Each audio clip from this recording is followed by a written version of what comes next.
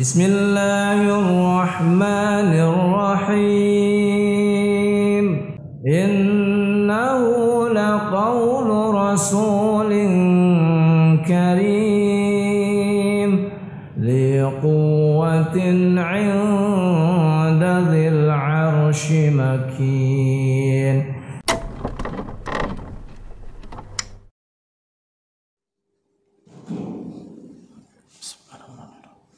Ya, kita mulai kajian kita. Assalamualaikum warahmatullahi wabarakatuh.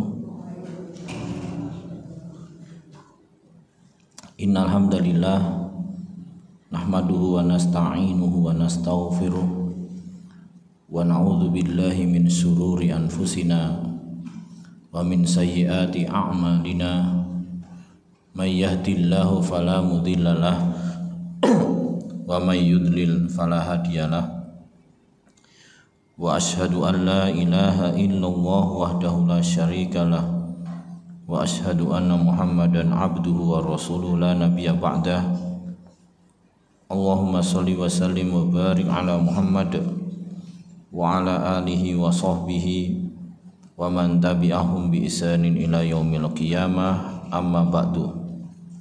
Al ummahat jamaah majelis taklim rahimani wa rahimakunallah.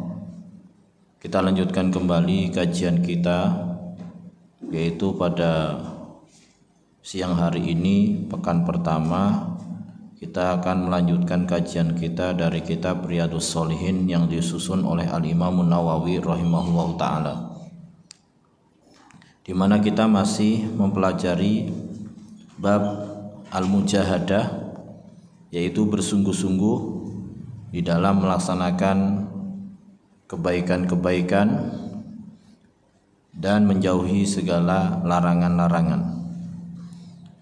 Kita sampai pada hadis yang ke-101 dari Abu Hurairah radhiyallahu anhu, bahwa Rasulullah sallallahu alaihi wasallam bersabda, "Hujibatin naru bisyahawat wa hujibatil jannatu bil makarih." Hujibatin naru bisahawat, neraka dihalangi atau diliputi dengan berbagai kesenangan, yaitu hal yang sesuai dengan hawa nafsu kita atau syahwat kita. Wa hujibatil jannatu bil makarih, sedangkan surga dihalangi dengan berbagai hal yang tidak kita senangi. Jadi di dalam hadis yang mulia ini dijelaskan oleh Nabi Shallallahu Alaihi Wasallam bahwa yang namanya neraka itu diliputi dengan sesuatu yang sesuai dengan keinginan hawa nafsu kita. Neraka diliputi dengan sesuatu yang sesuai dengan keinginan hawa nafsu kita, sehingga kita perlu melakukan mujahadah. Kita perlu melakukan mujahadah, yaitu untuk menghindari neraka dengan meninggalkan apa-apa yang sesuai dengan hawa nafsu kita. Di dalam surah Yusuf disebutkan, wa ma ubarri'u nafsi innan nafsa la'ammaratun bisu'i illa ma rahima rabbi. Dan aku tidak mengatakan diriku itu baik. Innan nafsa la ammaratun bisu, sesungguhnya jiwa manusia itu senantiasa menyuruh kepada keburukan. Illa ma rahima rabbi, kecuali yang dirahmati oleh Tuhanku. Jadi ayat ini menunjukkan bahwasanya jiwa manusia itu senantiasa ingin melakukan keburukan, ingin meninggalkan perintah Allah Ta'ala, dan ingin melaksanakan perbuatan maksiat, kecuali yang dilindungi, dirahmati, dijaga oleh Allah Ta'ala. Sehingga yang namanya neraka itu diliputi dengan sesuatu yang sesuai dengan keinginan hawa nafsu kita. Artinya untuk masuk ke dalam neraka itu mudah. Kita tinggal melepaskan ikatan pada hawa nafsu kita. Kita tinggal memperturutkan apa yang menjadi keinginan hawa nafsu kita. Jadi mudah. Seperti misalnya meninggalkan kewajiban, gampang. Kemudian melakukan perbuatan dosa dan maksiat, gampang. Apalagi memang hal itu sesuai dengan keinginan hawa nafsu kita. Oleh karena itulah untuk menjauhkan diri kita dari api neraka, maka itu perlu mujahadah, perlu perjuangan. Perlu mujahadah, perlu perjuangan. Ya, yaitu dengan apa? Dengan mengekang, dengan menundukkan hawa nafsu kita. Dengan menundukkan hawa nafsu kita, dengan mengekang hawa nafsu kita. Itu adalah perlu mujahadah, perlu bersungguh-sungguh, perlu perjuangan untuk menjauhkan diri kita dari api neraka.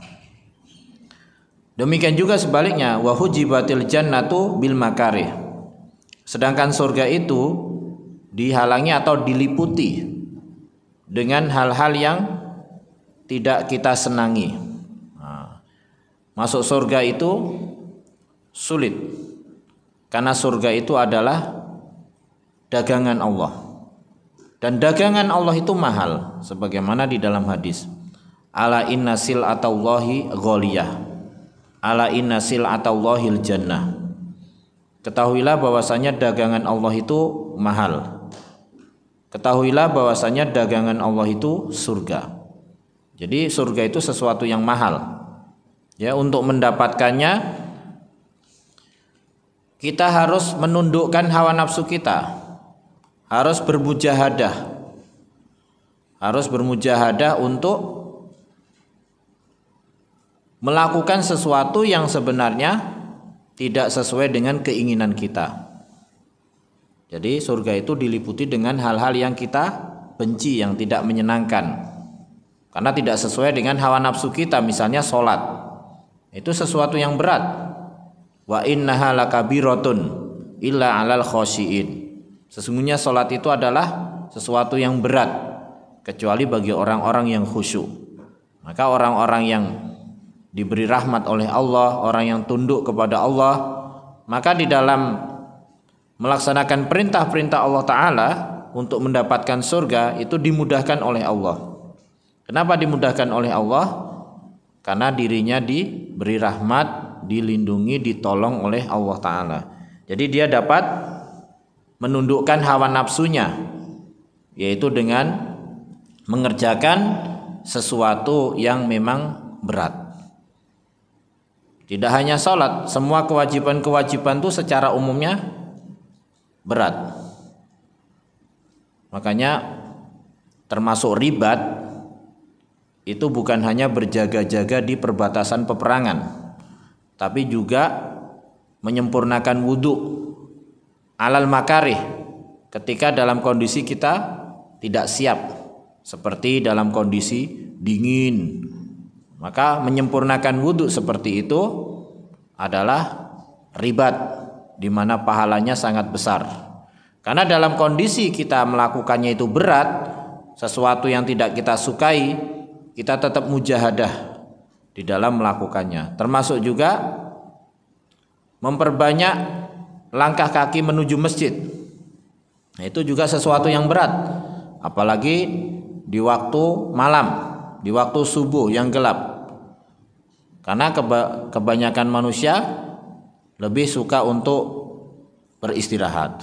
Berat untuk bangun pagi, apalagi bangun malam untuk melaksanakan tahajud. Ya, maka itu adalah ribat. Kenapa? Karena butuh perjuangan, butuh mujahadah. Jadi hadis yang mulia ini menjelaskan bahwasanya menjauhi api neraka dan masuk ke dalam surga itu bukan sesuatu yang mudah, tetapi sesuatu yang membutuhkan perjuangan dan mujahadah. Karena api neraka itu diliputi dengan sesuatu yang sesuai dengan keinginan hawa nafsu manusia, Jadi mudah untuk masuk neraka, tapi menjauhkan dari api neraka berat, harus menundukkan hawa nafsu kita. Demikian juga karena surga itu diliputi dengan sesuatu yang tidak kita senangin, ya, berat bagi kita, ibadah, sholat dan yang lain-lain, puasa, apalagi puasa ketika masuk musim panas misalnya, sangat berat sekali. Maka membutuhkan mujahadah atau kesungguhan kita di dalam melaksanakan ibadah. Baik. Kemudian hadis yang ke-102 dari Hudzaifah ibnu al-Yaman al-Ansari radhiyallahu anhu, dia berkata, "Shallaitu ma'an Nabi sallallahu alaihi wasallam dzata lailatin faftatahal Baqarah faqultu yarka'u indal mi'ati tsumma madha faqultu yusalli biha fi raq'atin famadha faqultu yarka'u biha tsumma iftatahan nisaa faqara'aha tsumma iftataha ala imrana faqara'aha yaqra'u mutarassilan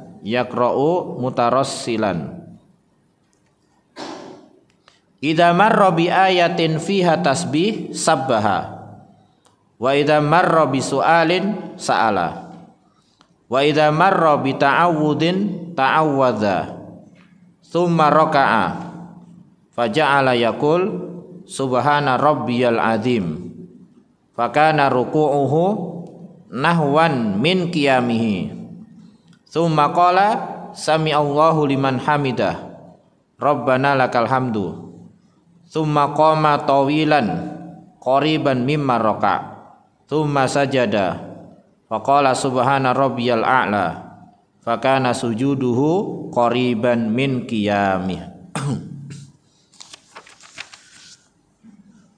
Dari Hudzaifah radhiyallahu anhu, dia berkata, aku sholat bersama Nabi sallallahu alaihi wasallam pada suatu malam.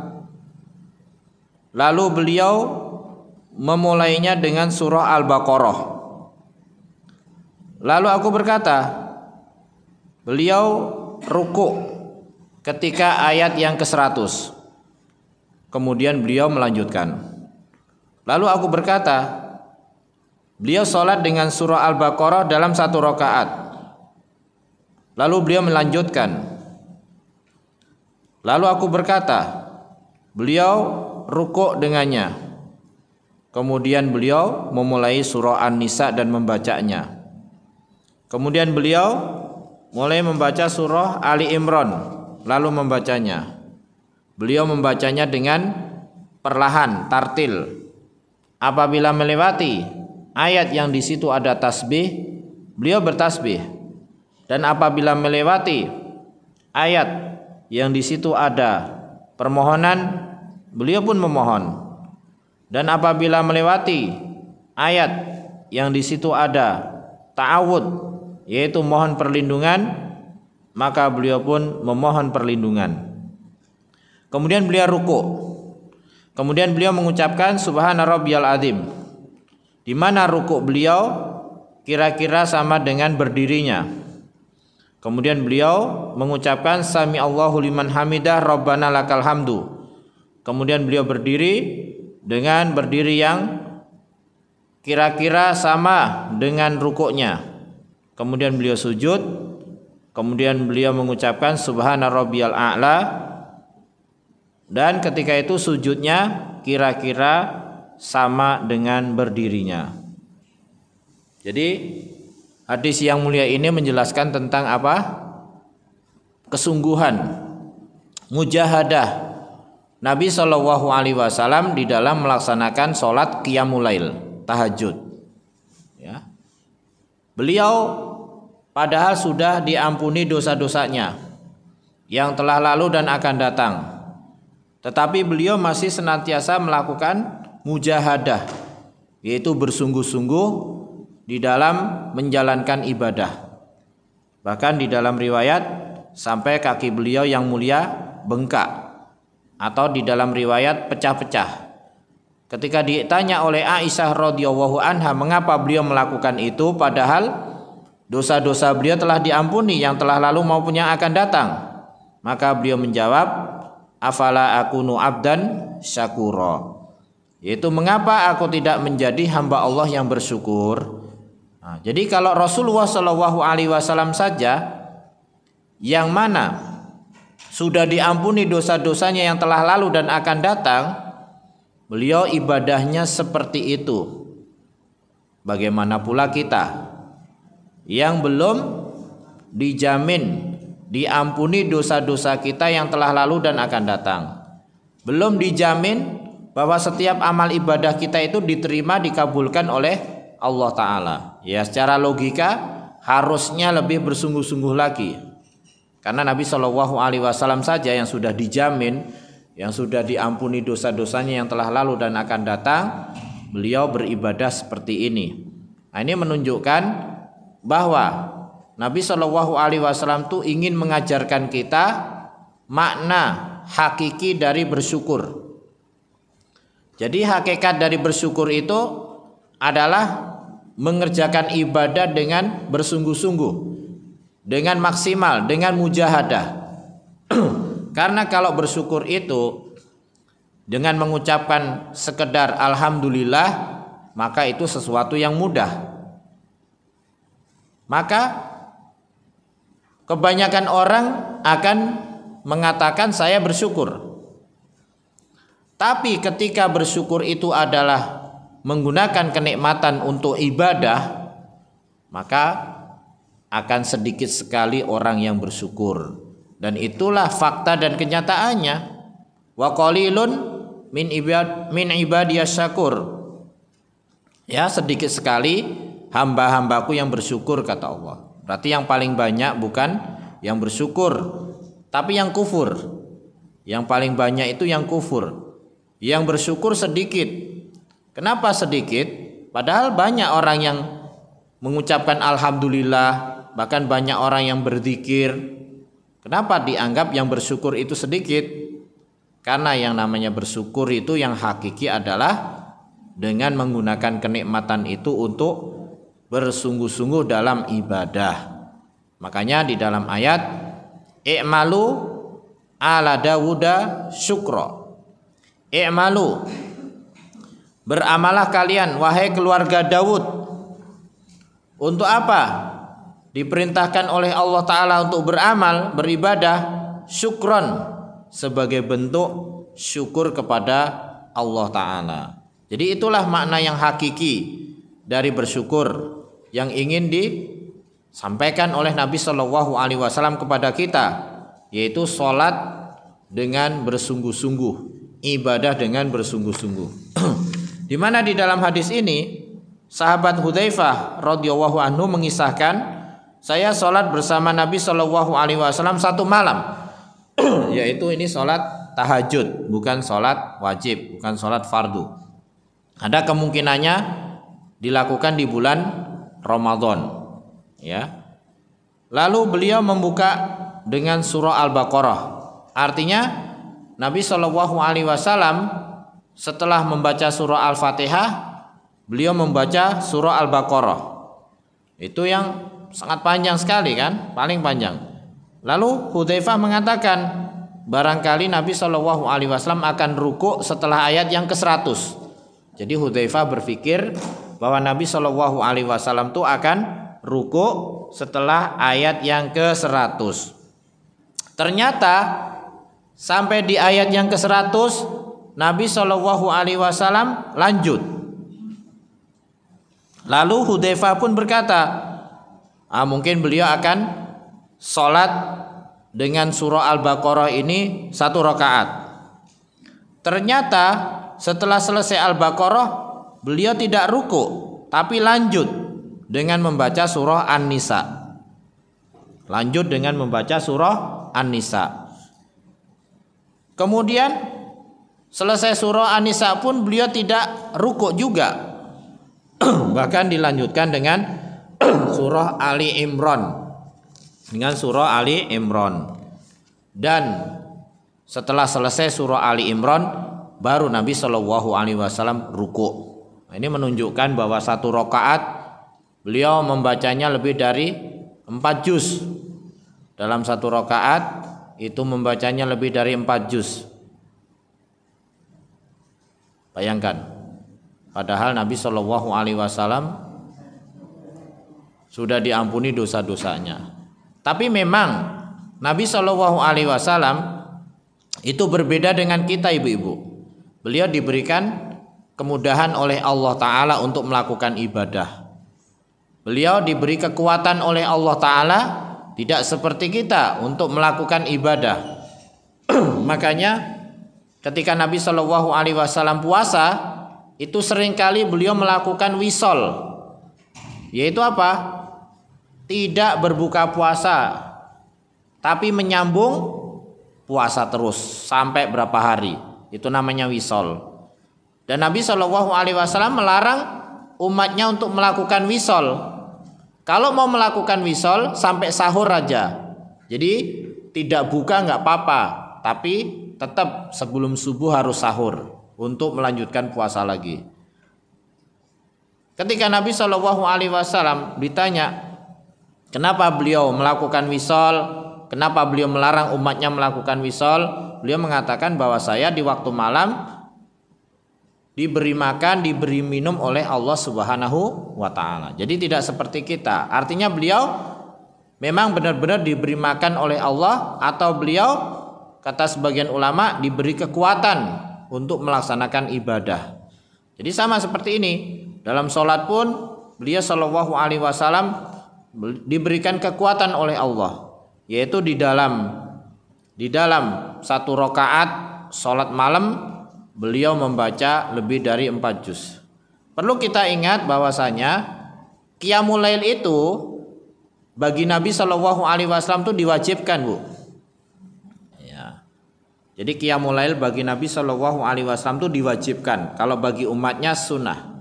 Wa minal laili fatahajjat bihi nafilatan lak. Dan dari sebagian malam fatahajjat bihi nafilatan lak, maka bertahajudlah nafilatan lak sebagai tambahan untukmu.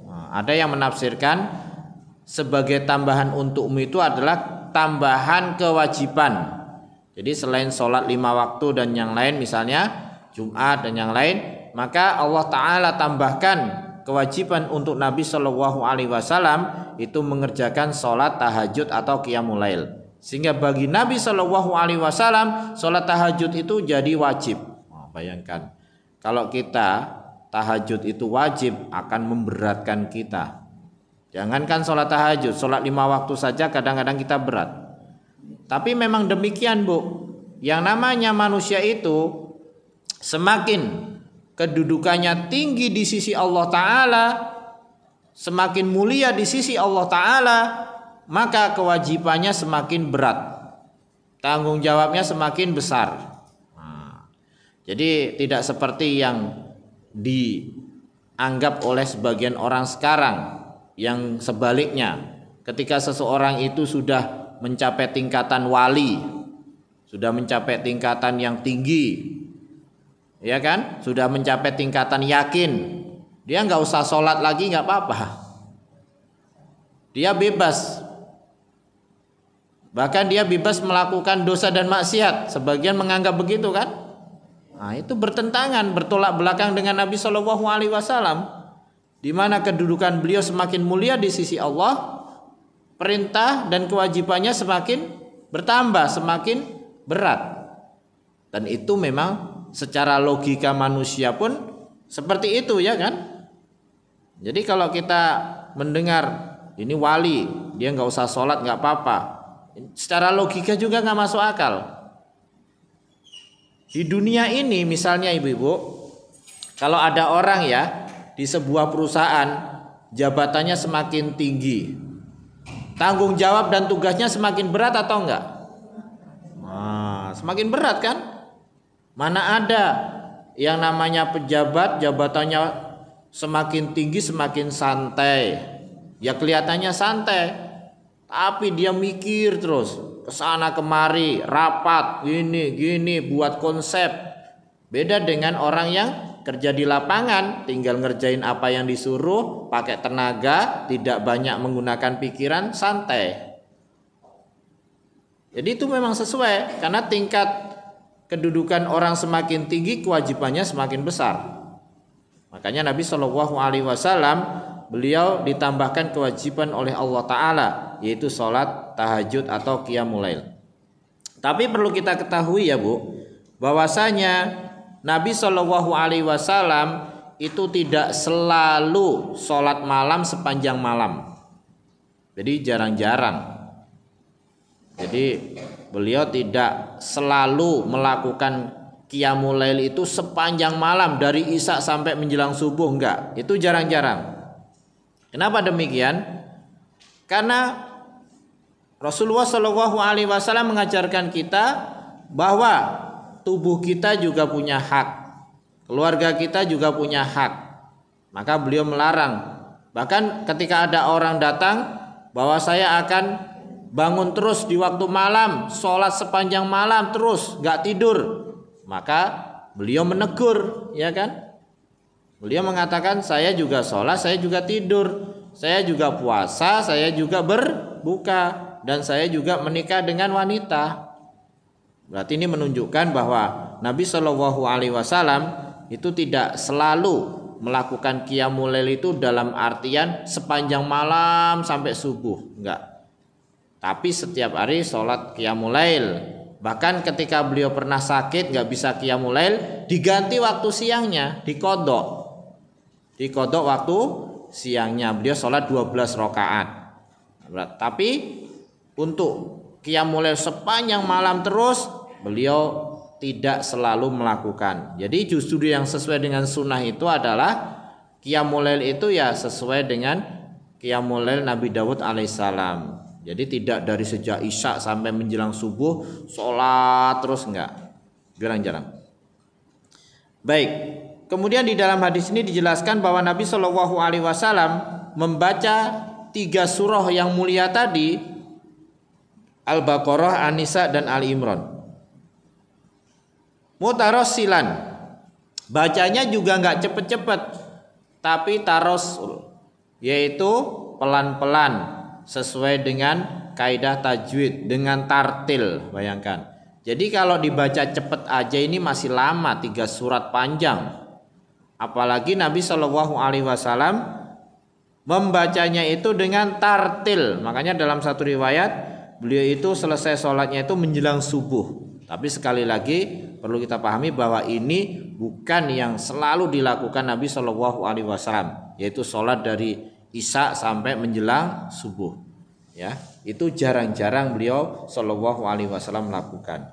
Baik, kembali lagi bahwa ketika Nabi Shallallahu Alaihi Wasallam membaca surah yang mulia tadi, 3 tadi, itu beliau bacanya pelan-pelan, tartil, ya, tidak buru-buru. Nah, ini berarti akan lebih menjadikan sholat itu berdirinya lebih panjang lagi. Karena kalau dibaca cepet aja udah panjang itu, berapa juz tadi, 4 juz'an. Apalagi dibaca secara tartil, nah, kan lebih panjang lagi. Di dalam hadis ini dijelaskan bahwa Nabi Shallallahu Alaihi Wasallam itu membaca surah Al-Baqarah, kemudian surah An-Nisa, baru Ali Imran. Padahal susunan yang benar kan Al-Baqarah, Ali Imran, baru An-Nisa.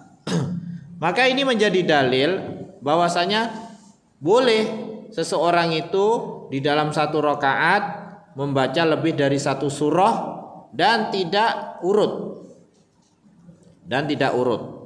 Boleh. Jadi dari Al-Baqarah ke An-Nisa, setelah selesai baru malah Ali Imran. Boleh, tidak urut boleh. Ya. Jadi dibolehkannya membaca lebih dari 1 surah di dalam 1 rakaat. Jadi tidak harus 1 surah, boleh lebih dari itu. Dan boleh juga membaca surah-surah itu dengan tidak tertib atau urut, sesuai dengan urutan mushaf. Ya, jadi nggak ada masalah. Kemudian di dalam hadis ini dijelaskan bahwa Nabi Shallallahu Alaihi Wasallam tidak hanya cukup dengan bacaan 3 surah yang panjang tadi dalam 1 rakaat dengan perlahan-lahan tartil, tapi beliau setiap melewatin ayat yang di situ ada tasbih, beliau bertasbih. Subhanaka fabala misalnya. Sabbihisma rabbikal a'la. Beliau mengucapkan subhana rabbiyal a'la. Jadi ini namanya berinteraksi dengan Al-Quran. Jadi seolah-olah apa yang diturunkan dari Al-Quran itu ditujukan kepada kita. Dan kita menjawab setiap apa yang menjadi pertanyaan di dalam sholat, di dalam membaca Al-Quran tadi. Jadi bertasbih, sabbihisma rabbikal a'la. Bertasbihlah dengan nama Tuhanmu yang maha tinggi. Maka beliau mengucapkan subhana rabbiyal a'la. Alaihissallahu bi'ahkamil hakimin subhanaka fabala, dan seterusnya. Itu namanya berinteraksi dengan ayat yang dibaca. Wa idza marra bi so'alin sa'ala, dan apabila melewatin satu ayat yang di situ ada permohonan, beliau memohon. Misalnya berkaitan dengan surga, beliau mengucapkan Allahumma inni as'alukal jannah. Ya Allah, aku mohon kepadamu surga. Atau ya Allah, aku mohon kepadamu rahmatmu. Jadi setiap ada permohonan di dalam ayat tertentu, maka beliau memohon kepada Allah Ta'ala. Bahkan ketika melewatin ayat yang ada ta'awudnya, perlindungan kepada Allah, beliau berta'awud, a'udzubillahi minasyaitonirrajim, dan seterusnya. Nah, ini menunjukkan bahwa berdirinya Nabi Shallallahu Alaihi Wasallam di dalam sholat ini tuh sangat lama. Ya, sudah suratnya lama, bacanya beliau lebih tartil lagi, ditambah lagi berinteraksi dengan ayat yang dibaca. Yaitu tadi, setiap ada tasbih bertasbih, setiap ada permohonan beliau memohon, dan setiap melewatin ayat yang ada ta'awudnya, a'udzubillahi minasyaitonirrajim, beliau berta'awud.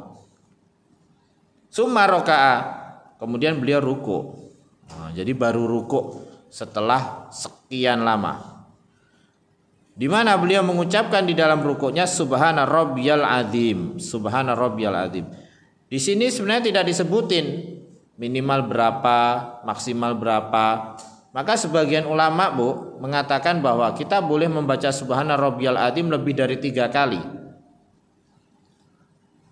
Apalagi kalau kita sedang sholat berjamaah, kita melihat imam kita kok rukuknya begitu tumakninah, begitu lama, maka kita boleh membaca subhana rabbiyal azim ini lebih dari 3 kali. Jadi disesuaikan dengan imam. Memang 3 kali itu umumnya seperti itu, minimal 1 kali. Jadi minimal 1 kali. Jadi kalau orang membaca subhana rabbiyal azim terus itu sudah dianggap cukup, ya, karena minimal 1 kali. Dan itu juga menjadi batasan minimal tumakninah. Jadi kata sebagian ulama, yang namanya tumakninah itu kan ada jedanya, tidak buru-buru.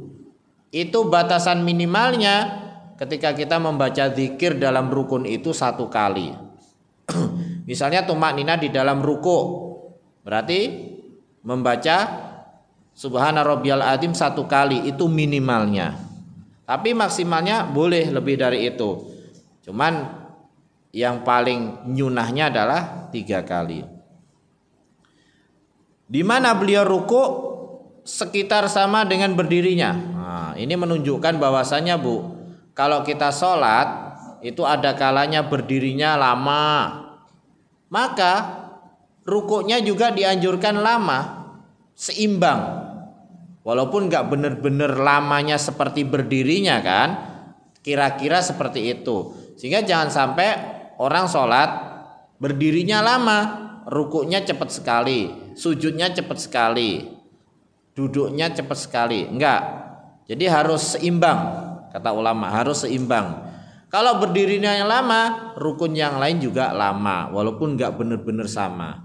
Kalau berdirinya itu ringkas, tidak terlalu lama, membaca surah yang pendek, demikian juga rukun yang lain, rukuknya, sujudnya, duduknya itu juga tidak terlalu lama. Jadi disesuaikan, ya, seimbang, tidak boleh berat sebelah. Kemudian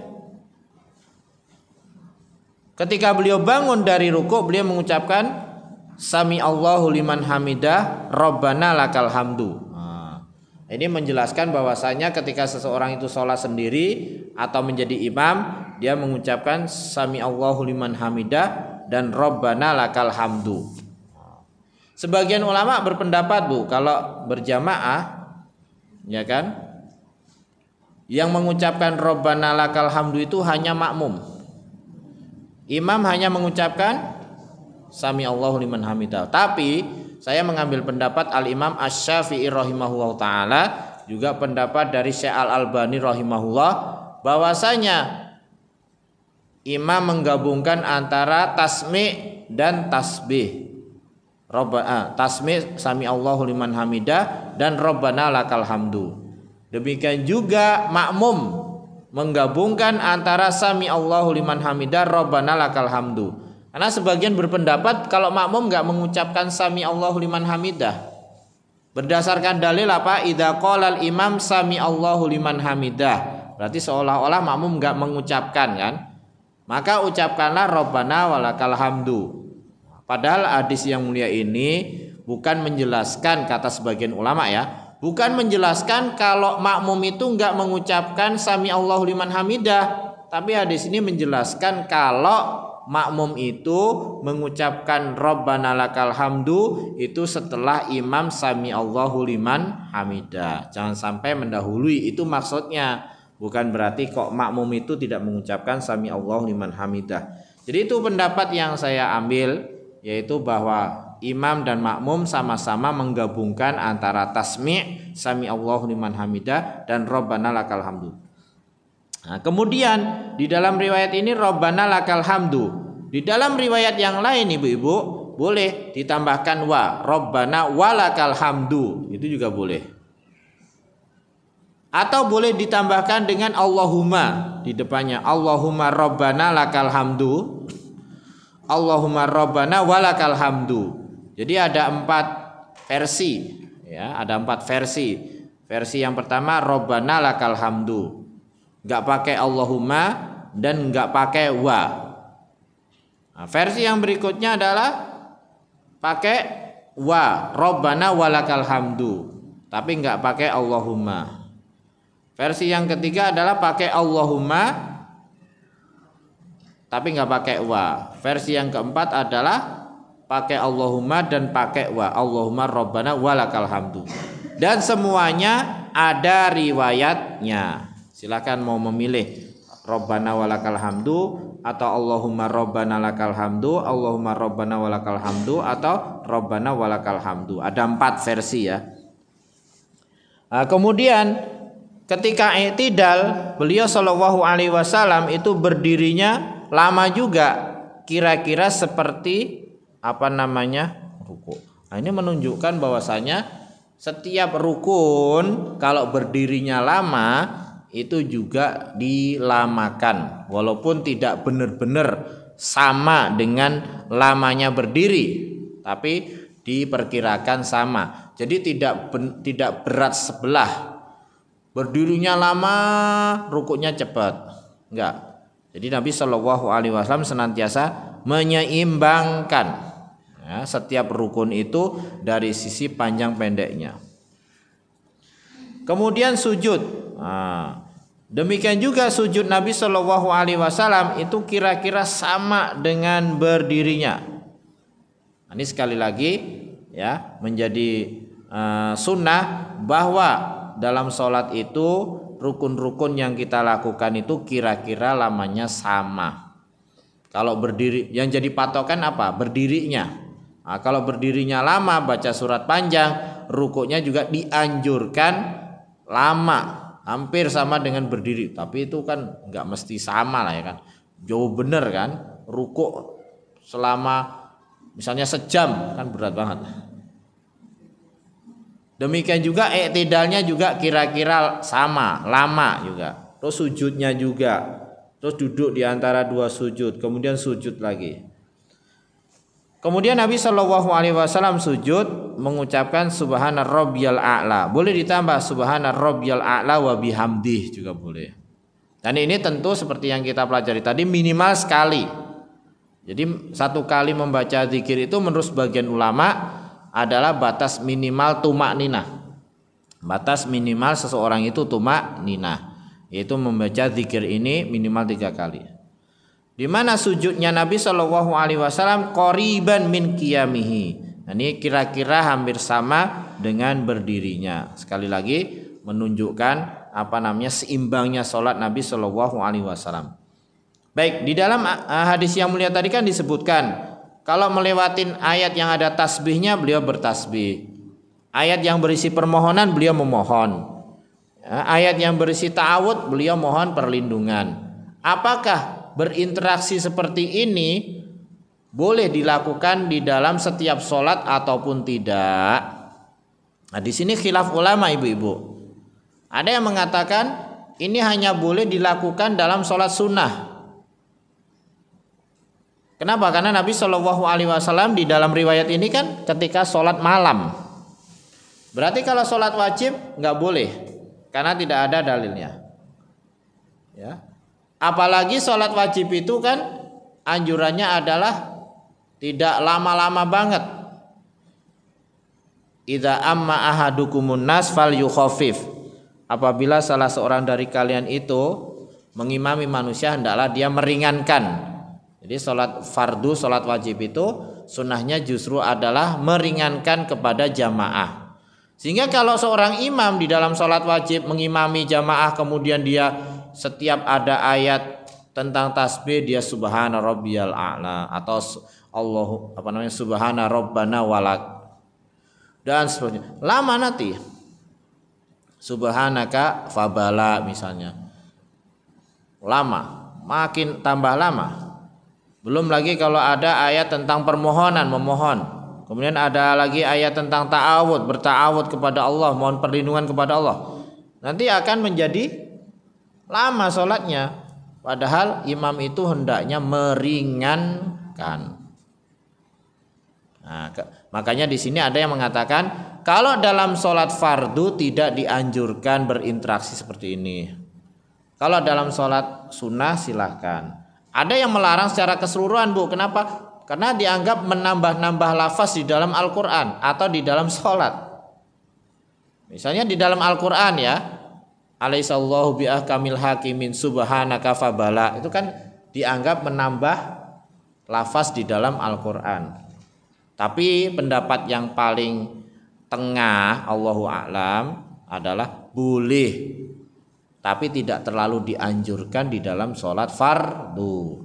Karena sebabnya tadi sholat fardu itu kan lebih bagusnya diringankan. Kalau sholat malam silahkan. Orang sholat malam gak kuat berdiri boleh, bahkan kuat berdiri, masih kuat berdiri dia boleh duduk, boleh. Demikian juga kalau sholat malam seperti qiyamul lail, seperti tarawih di sini kan gak ada keharusan berjamaah.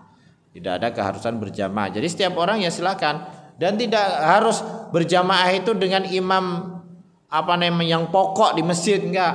Misalnya nanti jam sekian ada jamaah lain lagi sendiri tarawih yang lebih panjang lagi, misalnya nanti malam menjelang akhir malam ada lagi yang berjamaah, enggak ada masalah. Ya, karena memang aslinya sebelum dikumpulkan oleh Umar radhiyallahu anhu dalam satu imam sholat tarawih itu, sholat malam itu, mereka dulu sholatnya juga ada yang sendiri-sendiri, ada yang berdua, ada yang beberapa orang gitu. Jadi nggak ada masalah. Sehingga ketika seseorang itu di dalam sholat tarawih dia bacanya panjang seperti ini nggak ada masalah, karena itu sunnah. Cuman walaupun nggak ada masalah, yang namanya orang itu kan, orang awam apalagi ya Bu ya, ke masjid itu kalau bulan Ramadan. Nah, jadi kalau di bulan Ramadan saja itu kesempatan orang ke masjid, ya orang yang nggak biasa ke masjid jadi ke masjid. Kalau kita baca ayatnya terlalu panjang misalnya, khawatirnya mereka itu malah nggak mau lagi sholat.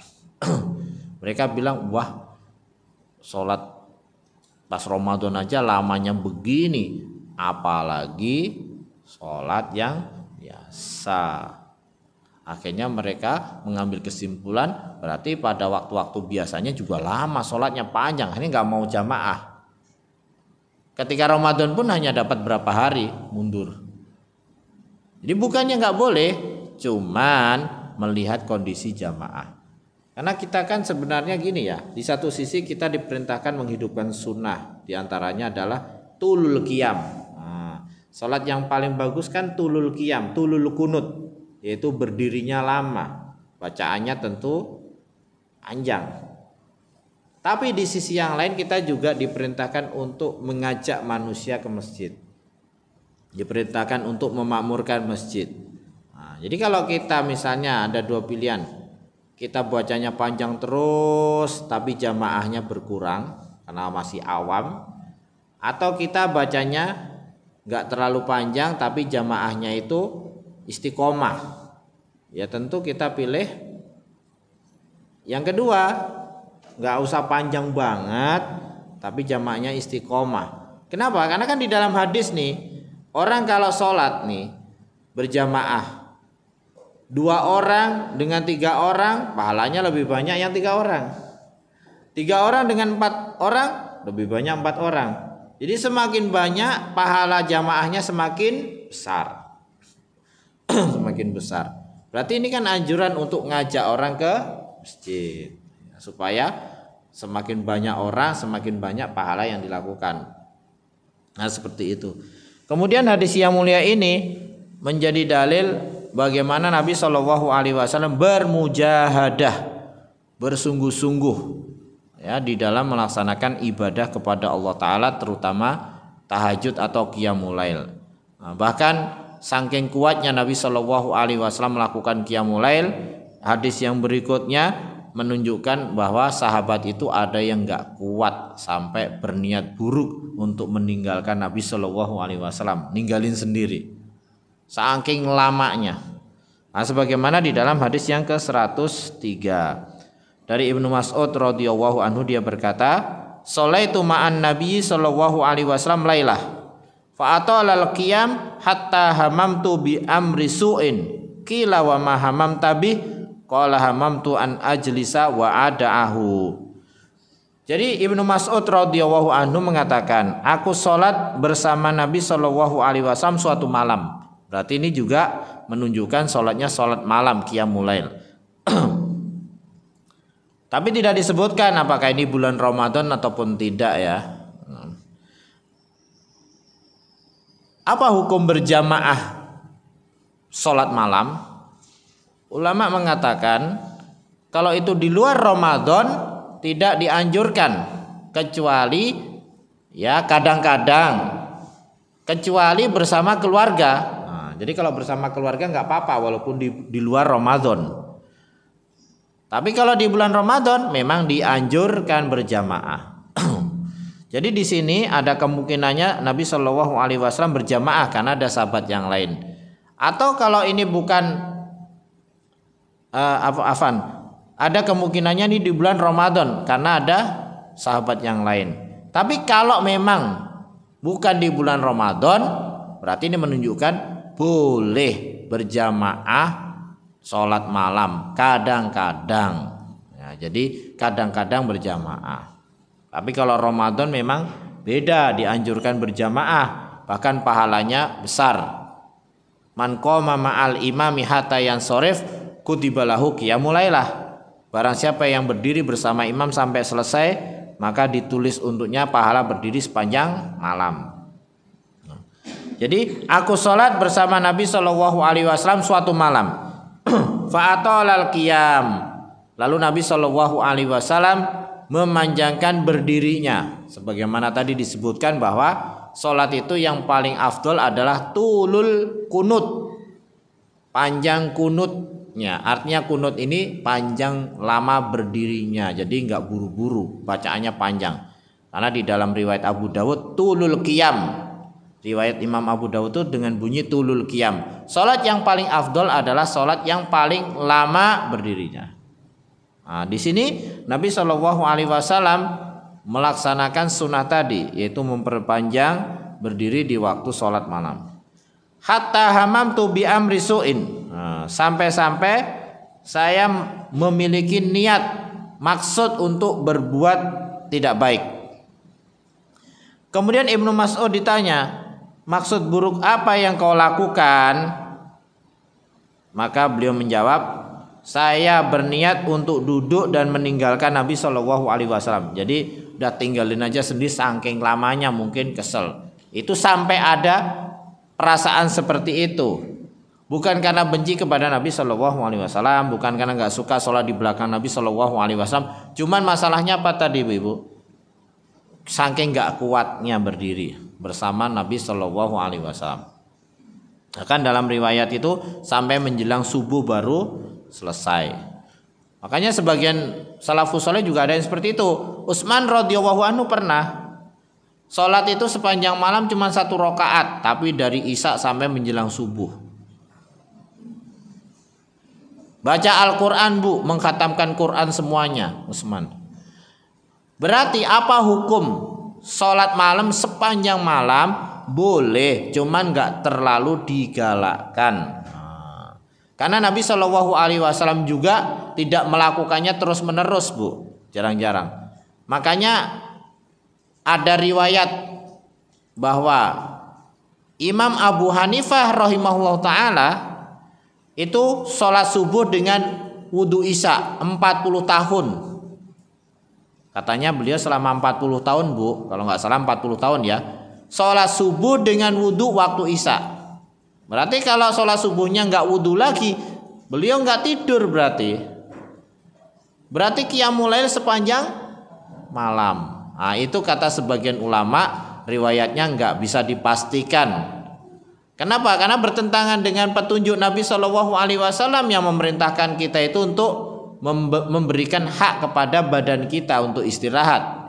Jadi jangan sholat sepanjang malam terus. Jadi apa yang diriwayatkan bahwa Nabi Shallallahu Alaihi Wasallam sholat sepanjang malam seperti ini itu tidak selalu beliau kerjakan. Ya, jadi seringnya ya sholat itu paling afdol sholatnya malam Nabi Daud alaihissalam.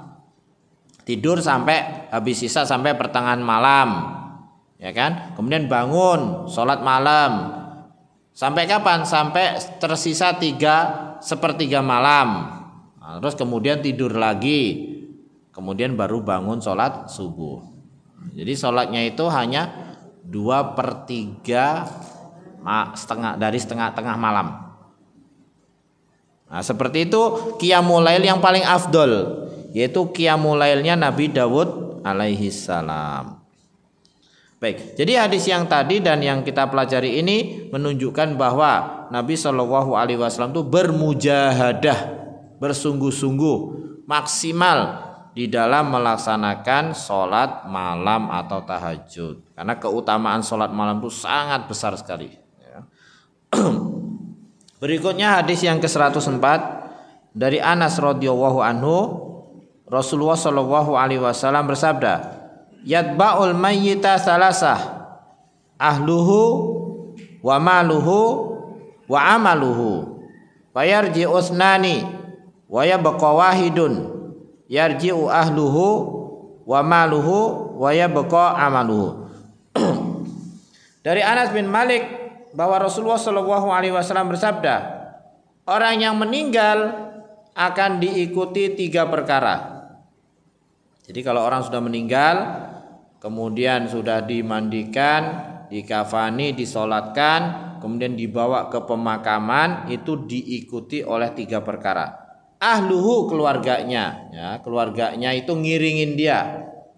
Mungkin suaminya atau istrinya atau orang tuanya, anak-anaknya, saudara-saudaranya akan mengiringi dia sampai dikubur. Wa maluhu, dan hartanya. Apa sih yang dimaksudkan dengan hartanya ini? Ya ada kalanya orang ke kuburan dia bawa mobil dia, kendaraan dia kan. Tapi ada juga yang mengatakan maksud harta di sini adalah budak.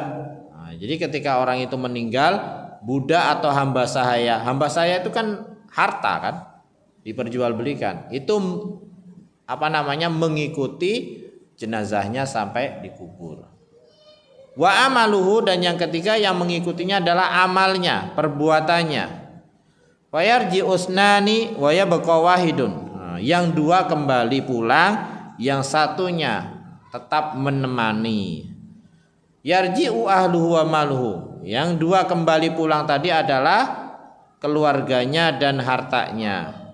Wa yabqa amaluhu. Sedangkan yang ikut dengannya menemaninya adalah amalnya. Nah, ini menunjukkan bahwasanya teman yang terbaik bagi seseorang di alam kubur adalah amal solehnya. Ya, itu yang akan menemani terus. Bahkan dengan amal yang soleh di dalam kubur, dia bisa mendapatkan kuburan yang luas sejauh mata memandang. Bisa mendapatkan kuburan yang terang dari kegelapan. Ya, bisa mendapatkan kuburan yang sampai padanya itu angin surga. Artinya mendapatkan kenikmatan surga. Nah, itu amal.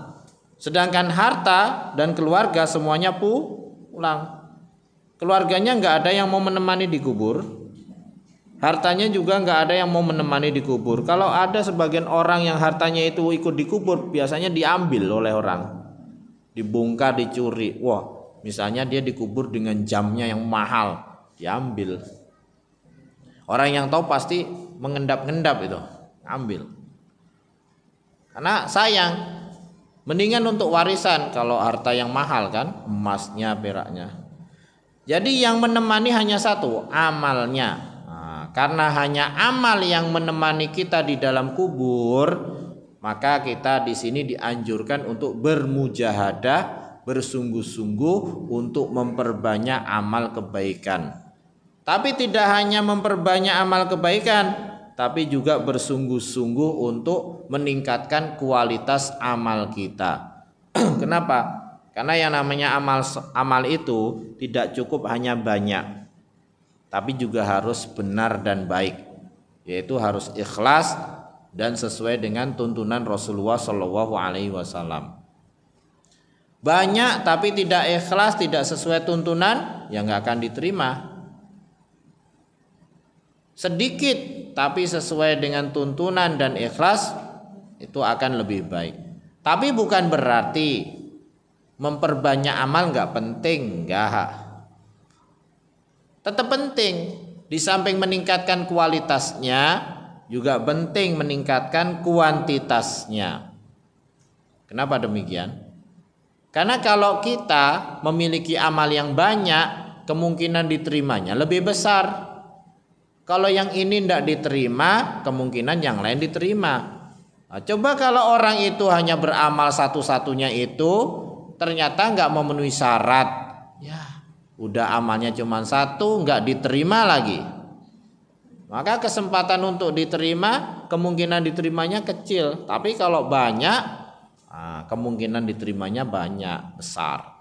Jadi walaupun amal yang paling penting itu adalah yang berkualitas, tapi bukan berarti sekali lagi memperbanyak amal itu tidak penting.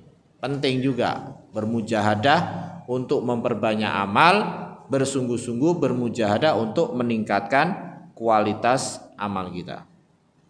Jadi kenapa? Karena itu saja yang menemani kita di dalam kubur. Jadi keluarga kita nggak ada yang menemani, harta kita kemudian juga kembali, jadi hanya amal. Makanya karena amal itu yang senantiasa menemani, maka kita di dunia ini harus berusaha mengumpulkan teman sebanyak-banyaknya, yaitu amal soleh. Allahu a'lam bishawab. Ya, mungkin itu saja Bu yang bisa dipelajari pada pertemuan kali ini berkaitan dengan Riyadhus Shalihin. Nanti dilanjutkan dengan hadis yang ke-105. Silakan, mungkin ibu-ibu ada yang mau bertanya.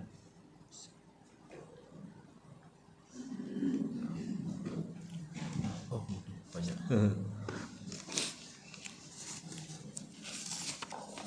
Baik, kita jawab pertanyaan yang datang. Assalamualaikum Pak Ustaz. Waalaikumsalam. Kalau anak mendoakan orang tua yang sudah meninggal, bagaimana yang sahih Ustadz? Atau orang tua mendoakan anak yang sudah meninggal? Baik, secara umum kita yang masih hidup dianjurkan mendoakan yang meninggal. siapapun. Walladzina ja'u min ba'dihim yaquluna rabbana ighfir lana wa li ikhwanina alladzina sabaquna bil iman wala taj'al fi qulubina ghillan lil ladzina amanu rabbana innaka raufur rahim. Walladzina ja'u min ba'dihim, dan orang-orang yang datang sesudah mereka yaquluna, mereka mengucapkan rabbana ighfir lana, ya Rabb kami ampunilah dosa-dosa kami dan dosa-dosa orang-orang yang mendahului kami dengan keimanan. Jadi secara umum kita dianjurkan untuk mendoakan saudara-saudara kita yang beriman. Makanya ketika ada yang meninggalkan kita sholat jenazah, disitulah kita kesempatan untuk mendoakan orang yang meninggal.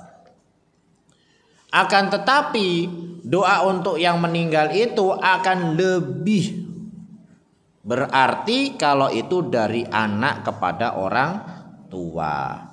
Makanya dalam hadis idza mata benu Adam in qata'a amaluhu illa min salasin. Kalau manusia itu sudah meninggal maka terputus amalnya kecuali 3 perkara. Di antaranya awaladin solihin yad'ulahu, atau anak yang soleh yang mendoakannya. Kenapa Nabi Shallallahu Alaihi Wasallam mengatakan atau anak soleh yang mendoakannya? Tidak mengatakan amalan-amalan yang lain yang bermanfaat untuk yang meninggal kecuali itu dan 2 yang lain. Kenapa? Karena untuk menunjukkan bahwasanya doa anak yang soleh itu sangat berarti untuk orang tuanya. Walaupun doa orang lain juga bisa, tapi ketika dianjurkan Nabi Shallallahu Alaihi Wasallam itu menunjukkan kalau yang paling bagus ya doa anak yang soleh untuk orang tuanya. Kenapa harus soleh? Ya kalau anaknya nggak soleh, bagaimana dia akan mendoakan orang tuanya? Belum tentu. Mendoakan dirinya sendiri juga belum tentu. Kalau dia nggak soleh, dia berdoa, bisa saja doanya nggak dikabulkan oleh Allah Ta'ala. Ya kan? Anak yang nggak soleh, yang nggak sholat, bisa saja menghalangi dikabulkannya doanya oleh Allah karena dia nggak sholat. Anak yang nggak soleh, makan yang haram, bisa saja makanan yang haram itu menghalangi doanya dikabulkan oleh Allah. Makanya di sini ada waladin solihin. Nah, bagaimana dengan doa orang tua untuk anak? Doa orang tua untuk anak juga sangat ditekankan. Sebagaimana kita tahu bahwasanya doa orang tua itu mustajab. Ketika ada anaknya yang meninggal kemudian orang tuanya mendoakan, itu adalah sangat berarti sekali. Sebagaimana juga doa anak kepada orang tua yang meninggal. Jadi gak ada masalah, dianjurkan. Bahkan doa orang yang beriman satu sama lain juga dianjurkan. Walaupun dalam hadis itu yang paling bermanfaat adalah doa anak yang soleh untuk orang tuanya. Yang kedua, semoga Ustaz dan Muslim selalu mendapatkan kesehatan. Amin wa iyyakum. Pertama, apakah sepeninggal orang tua rumah dinas merupakan warisan? Setahu saya kalau rumah dinas itu milik negara, harus dikembalikan kepada negara. Jadi tidak boleh diwariskan. Tapi kalau nggak diwariskan hak miliknya, tapi diwariskan manfaatnya, ya nggak boleh juga. Karena dengan meninggalnya orang tua itu kan sudah tidak ada hak untuk mendapatkan fasilitas. Jadi tidak. Kecuali rumah dinas itu begini ya, mohon maaf ya, mungkin ada. Jadi ketika seseorang itu menjabat sesuatu jabatan, kemudian negara memberikan hadiah rumah, ya kan? Kalau memang seperti itu hadiah rumah, bukan hanya, tapi setahu saya enggak lah ya. Kalau udah turun dari jabatan itu harus diserahkan lagi. Tapi kalau memang ada seperti itu, misalnya katanya di negara kita ada aturan presiden misalnya kan sudah tidak menjabat lagi, itu akan dikasih hadiah negara rumah. Nah itu kalau itu bukan rumah dinas, itu memang rumah hadiah dari negara, itu akan menjadi warisan.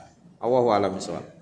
Kedua, apakah boleh sepeninggal orang tua rumah dinas ditempati oleh anak yang satu instansi dengan orang tua?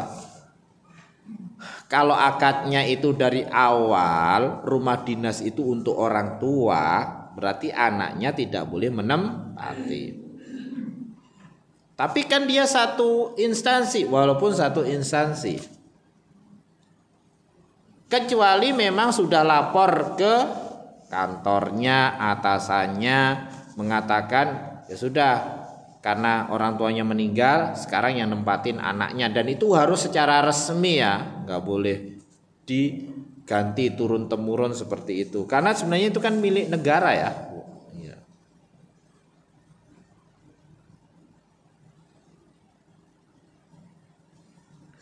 Rumah dinas tersebut dapat dipindah tangankan kepada orang lain yang satu instansi dengan mengganti sejumlah uang. Nah, ini perlu dipertanyakan, apakah aturan ini aturan resmi dari negara atau aturan yang berlaku secara umum, sama-sama tahu gitu loh. Kalau itu bukan aturan negara, nggak boleh, walaupun sama-sama ngertiin, nggak boleh ya. Karena mohon maaf ya, rumah dinas itu kan hadiah. Hadiah itu kemudian karena dia bekerja nggak boleh diberikan kepada orang lain. Kecuali kita nyewa rumah nih, kan nyewa kan. Terus kita udah habis, belum kita keluar tapi belum habis. Kita sewakan kembali ke orang lain, boleh. Tapi kalau ini enggak, ya kan? Wallahu a'lam bishawab. Jadi dengan mengganti sejumlah uang, apakah itu memang aturan negara seperti itu atau itu adalah aturan yang tidak tertulis dalam artian yang sama-sama dipahami mereka? Kalau itu nggak boleh berarti. Berikutnya, assalamualaikum warahmatullahi wabarakatuh. Apakah membaca Al-Quran ada doa yang tentang keadaan surga? Apakah boleh untuk minta di surga untuk yang di dunia? Apakah membaca Al-Quran ada doa yang tentang keadaan surga?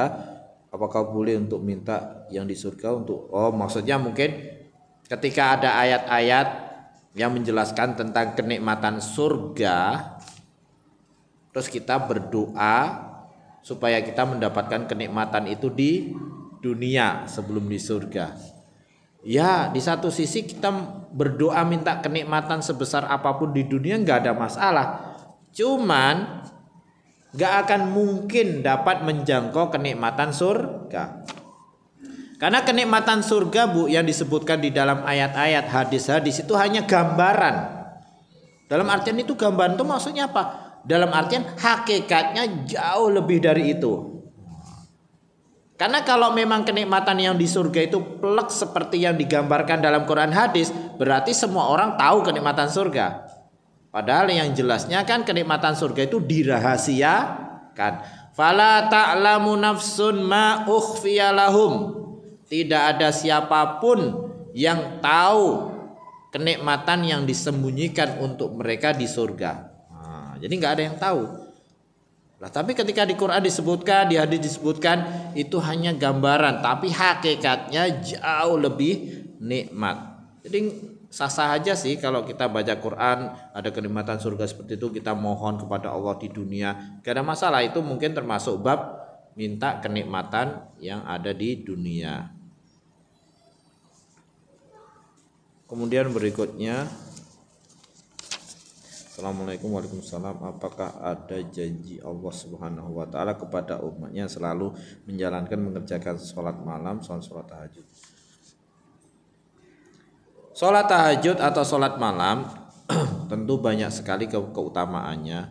Di antaranya adalah da'bus sholihin, yaitu kebiasaan orang-orang soleh terdahulu, ya kan?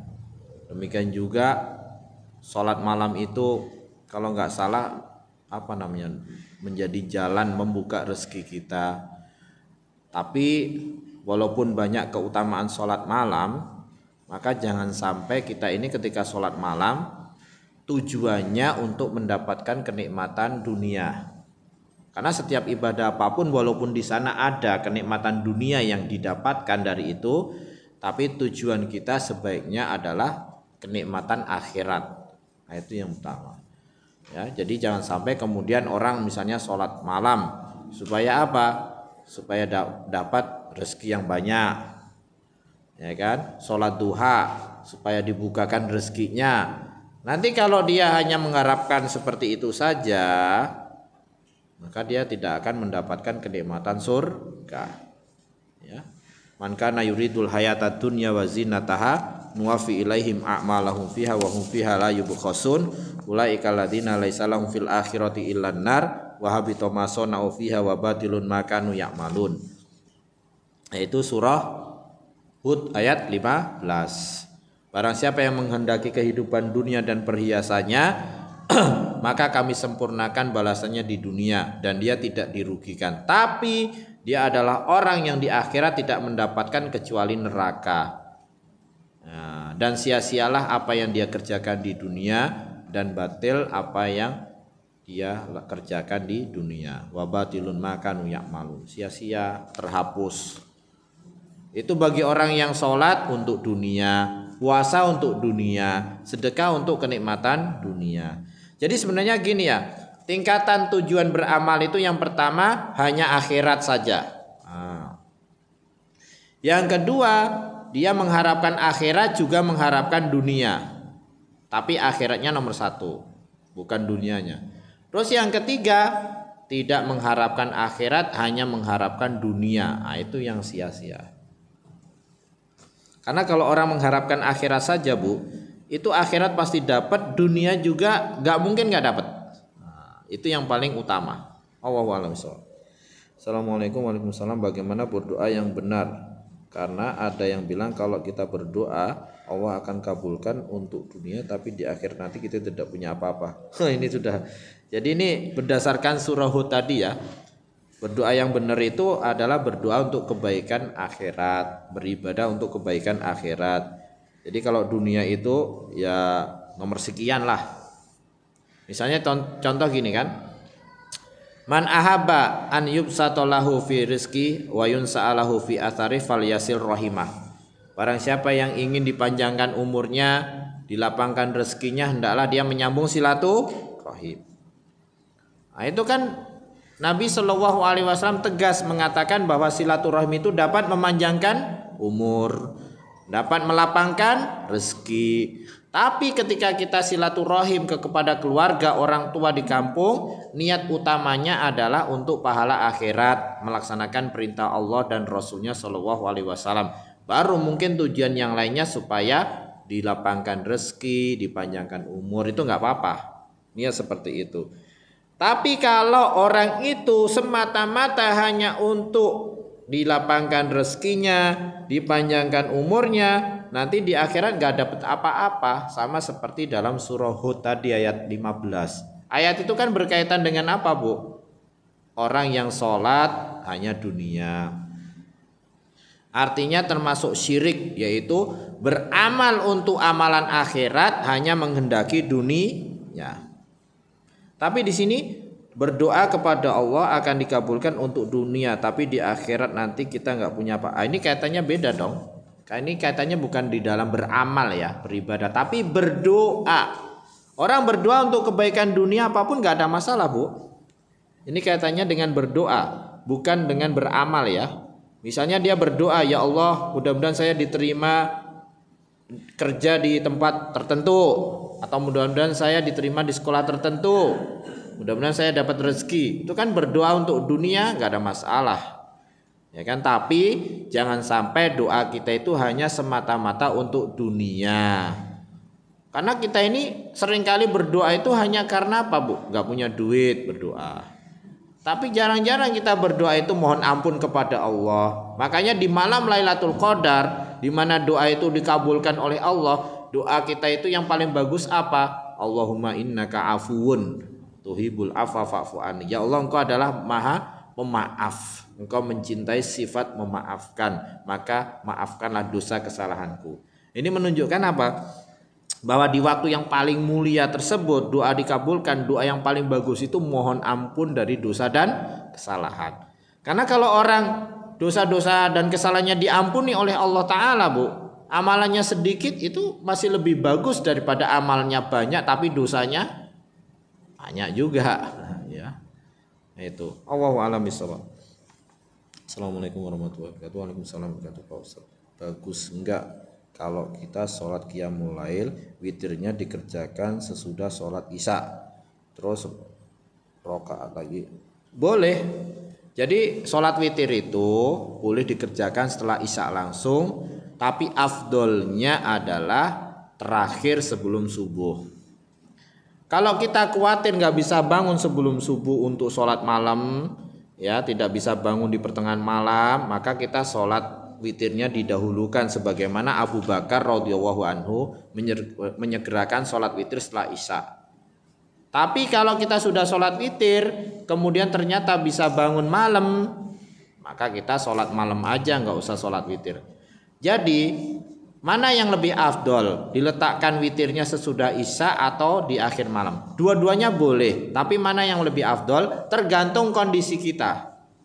Kalau kondisi kita itu ada kemungkinan besar itu bisa bangun malam, ya Bu ya, jadi bisa bangun malam, maka lebih baiknya adalah kita mengakhirkan witir di akhir malam.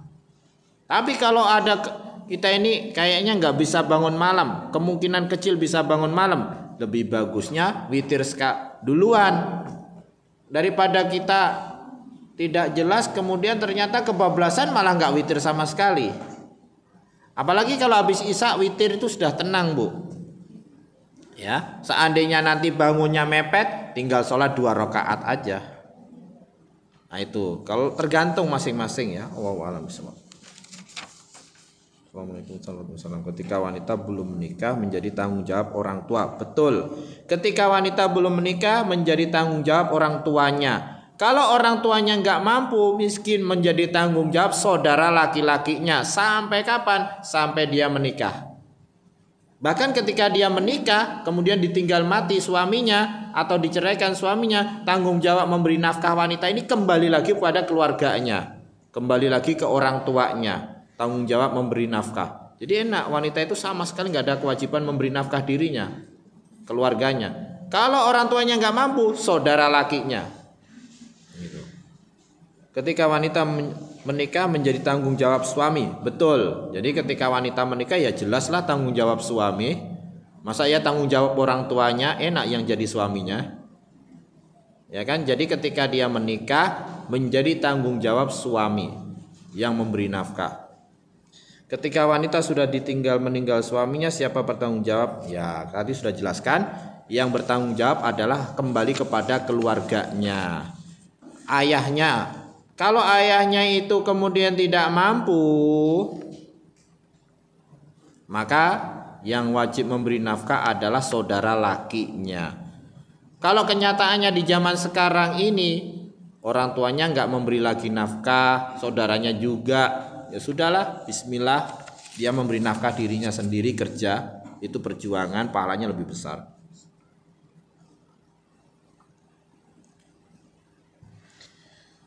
Assalamualaikum. Saat Nabi menikah dengan Khadijah, kenapa tidak poligami? Ya sebenarnya poligami itu pilihan ya Bu ya.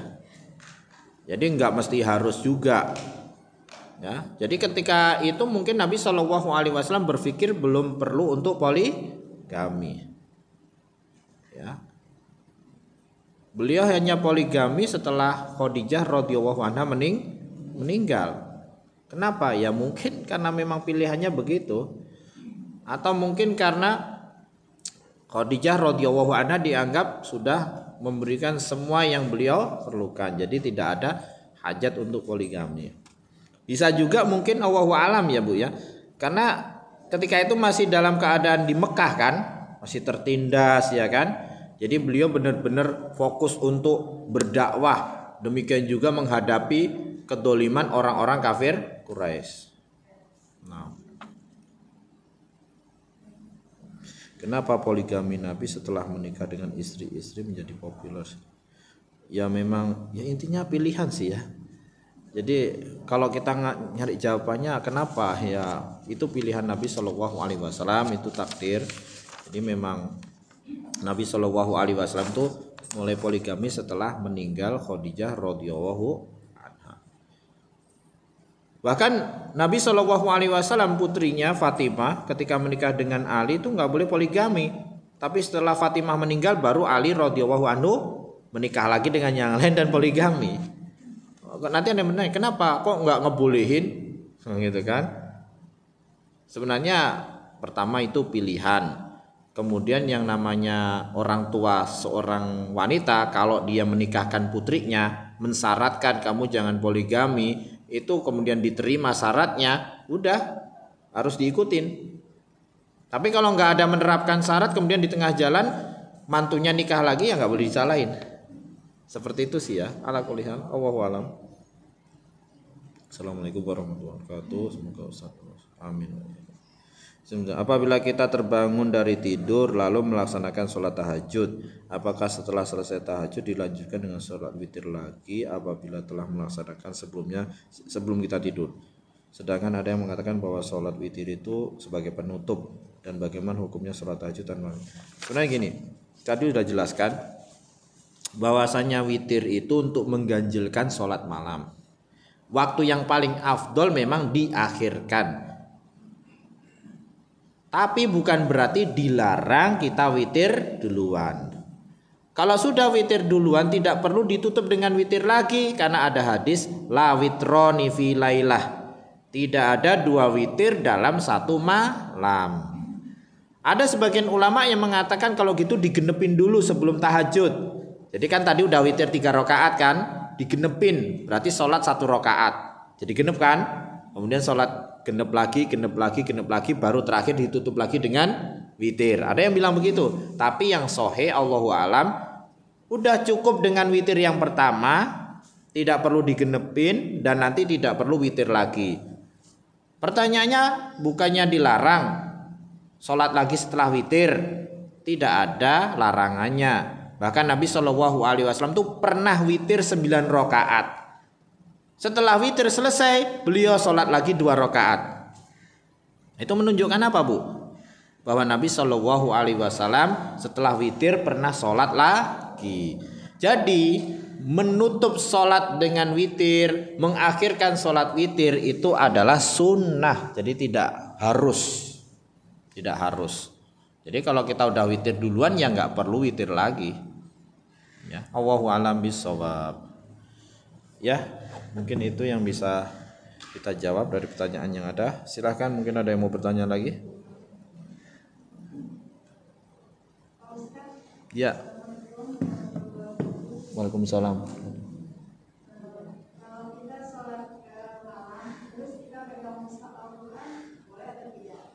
Oh gitu. Baik. Apa hukum sholat malam membaca Al-Quran dengan melihat ke mushaf? Boleh. Karena Aisyah radhiyallahu anha pernah sholat malam dengan gulamnya, bekas hamba sayanya, di mana bekas hamba sayanya mengimami dan melihat dengan mushaf. Boleh. Tapi kalau masalahnya sholat fardu, nah, sering kita lihat imam itu di depannya ada mushaf gede. Ya Bu, apa hukumnya? Itu ada sebagian yang membolehkan, ada yang melarang. Tapi kalau menurut saya lebih bagus enggak usah kalau sholat fardu. Kenapa? Karena sholat fardu itu kan yang penting sesuai dengan kemampuan kita. Faqra'u ma tayassara minal Qur'an, bacalah apa yang mudah bagimu dari Al-Qur'an. Jadi enggak perlu juga memaksakan diri, memberatkan diri membaca ayat dari mushaf yang kita tidak hafal. Jadi untuk sholat yang sunnah perkaranya lebih longgar. Kalau sholat fardu itu lebih ketat. Allahu a'lam bishawab.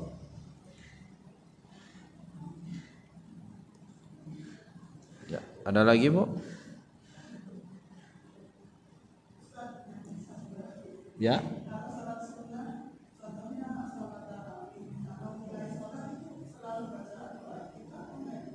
Oh gitu.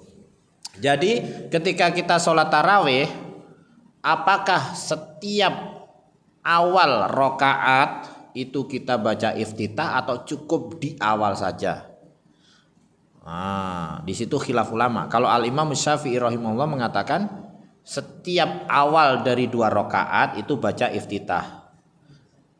Tapi sebagian ulama, dan itu yang rojih ya, bukan berarti yang itu salah. Yang lebih rojih lagi adalah cukup membaca doa iftitah itu di awal.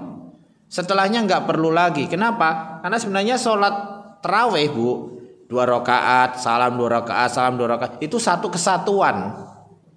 Jadi berhubungan, ya, setiap 2 rakaat itu saling berhubungan. Cuman kok kenapa di salam 2 rakaat? Karena memang sunnahnya sholatul laili masna masna. Sholat malam itu 2 rakaat salam, 2 rakaat salam, 2 rakaat salam. Sama seperti witir. Orang yang witirnya misalnya 2 rakaat salam, 1 rakaat salam, boleh nggak? Boleh. Walaupun afdolnya 3 rakaat langsung.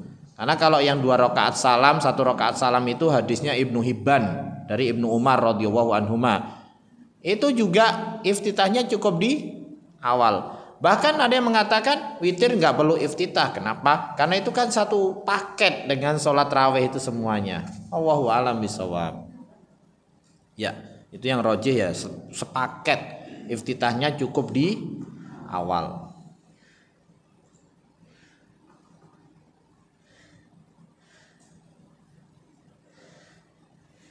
Ada lagi ibu-ibu?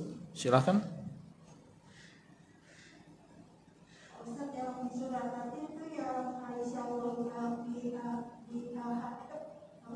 Alaihissalam bi ahkamil hakimin.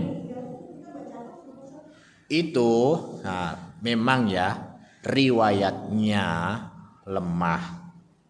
Tapi Syekh Al-Utsaimin rahimahullah ta'ala membolehkan juga baca itu karena dikiaskan dengan akhir surah Al-Qiyamah kalau nggak salah. Alaisa dzalika biqadirin ala ayyuhyal mauta. Terus dianjurkan baca subhanaka fabala. Itu riwayatnya sahih.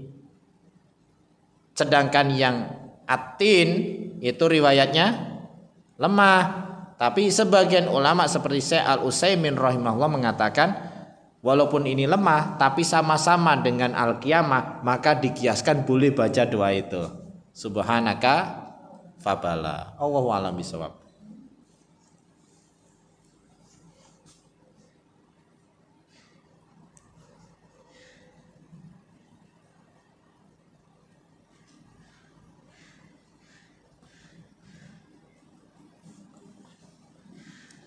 Ya, silahkan. Cukup, Bu? Baik, karena tidak ada yang bertanya lagi, kita cukupkan kajian kita sampai di sini. Mudah-mudahan bermanfaat, kurang lebihnya mohon maaf. Allahumma alimna ma yanfa'una wanfa'na bima 'allamtana wa zidna ilma. Subhanakallahumma wa bihamdika asyhadu an la ilaha illa anta astaghfiruka wa atubu ilaik. Assalamualaikum warahmatullahi wabarakatuh.